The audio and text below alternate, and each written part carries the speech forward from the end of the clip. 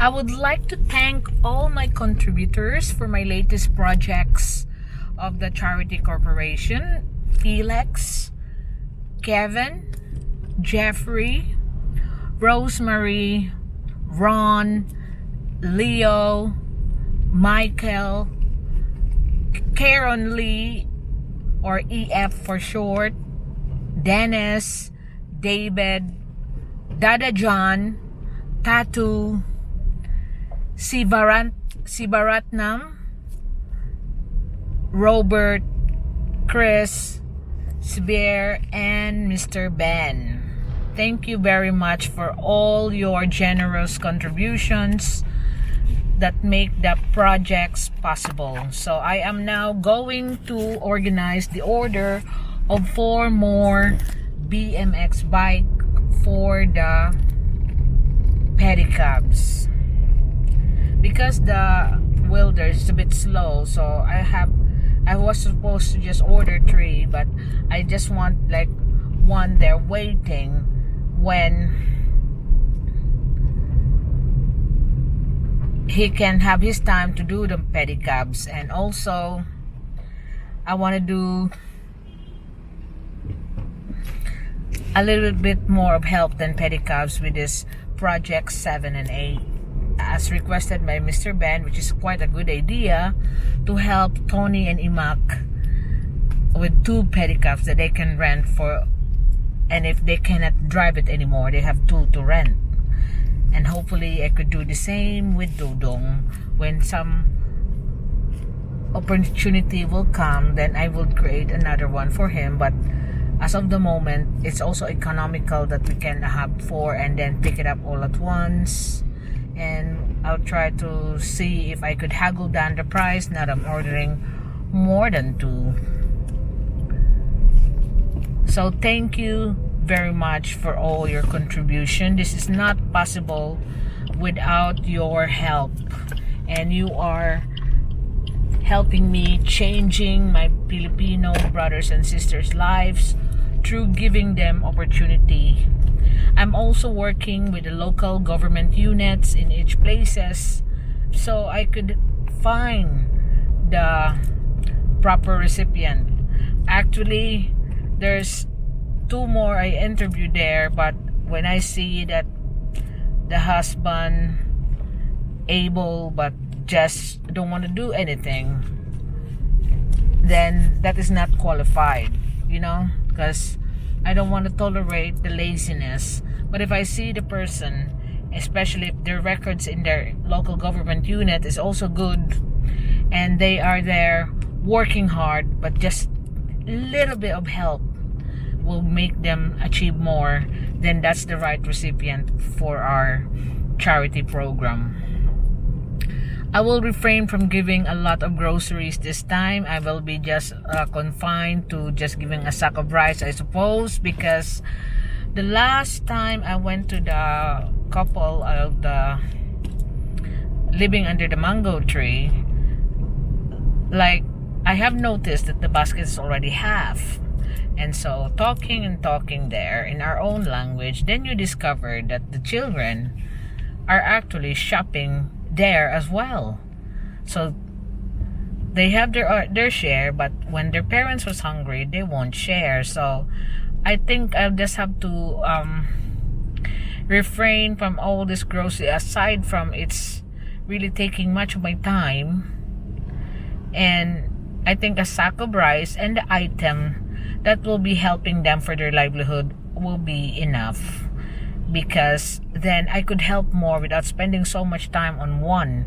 I also have to settle all the paperwork that is required of me in every project. I have to submit a report to the DSWD.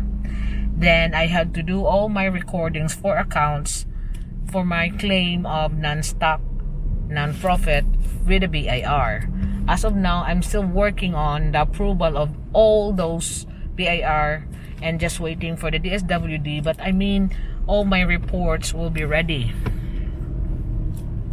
because I am now officially been approved. So those, since you start, you need a record for everything, how much, and I have done it all.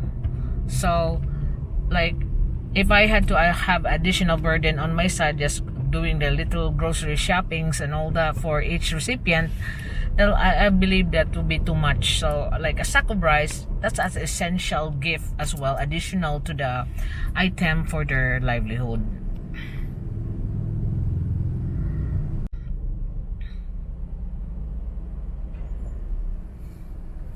I have noticed that on the phone here that Kevin was asking me if am I alright because I'm out of breath. I'm actually start filming after a kilometer of walk on that heat on that dirt road, and when we're climbing on this hill, it's really steep and we're in the middle of it. So I will show you why I am out of breath on the heat, walking toward a steep hill. Right in the middle of it, I need a breather, and then I'm asking, are we there yet? And then also on that dirt road, but because it's very hot right now here in Cebu, Philippines, like we're having our late summer. And not only that, like it seems like it's gonna rain, so there's no wind. Oh, so heat and very dry. And also, I got another question sent to me that, are you traveling alone? Actually, I'm doing most of this alone. I hire people to assist me, like the Kobo delivery. I have people there with me, driving me in the multi-cab, just in case when I arrive in the maker, there was the cage of chicken, then I have to get the chicken and the feeds, and I cannot lift the sack of feeds. So I have a person there, Daloy, with me on the multi-cab. We sit in the back of the multi-cab, and then the person driving, so I could continue filming on that rough road. And also I could organize without minding of driving. But when like yesterday, Wednesday rather, I went to Moalboal. I just go there myself. I was met by my contacts, the local government unit officers there, and even right now, I'm traveling alone. I usually do this by myself. So you have to understand me sometimes that like it's not just smooth on, because my filming is live. I'm filming right now while I'm driving towards Colon Street. I am now here in Jonquera. This is Jonquera Street. On the way you can see the end of Jonquera is Colon Street. This is the place where you can find repair shop, and this is the Camagayan UB Express Terminal. So my good friend Raquel is the Camagayan Barangay Captain, so I could ask her any deserving recipient there in the future. But also I feel sorry for the faraway places because they are so far, like Bantayan Island. Help is not really reaching their place. If there is, it's more of the shows of the NGOs, and like you've seen the houses there, no one lives. It's been built, but nobody has been benefiting from it. So it's just a lot of people are not having the chance to get help. So I'd like to park on this mall if I can. It seems like it's full up. There's someone just waiting there outside. I hope I could go through. There's some that's going out, so hopefully. People are now panicking again because 10 o'clock is the curfew. They need to stock up on essentials because we are back to MECQ. You know, the panic. So, there you go. I hope you can get in and we all can get in.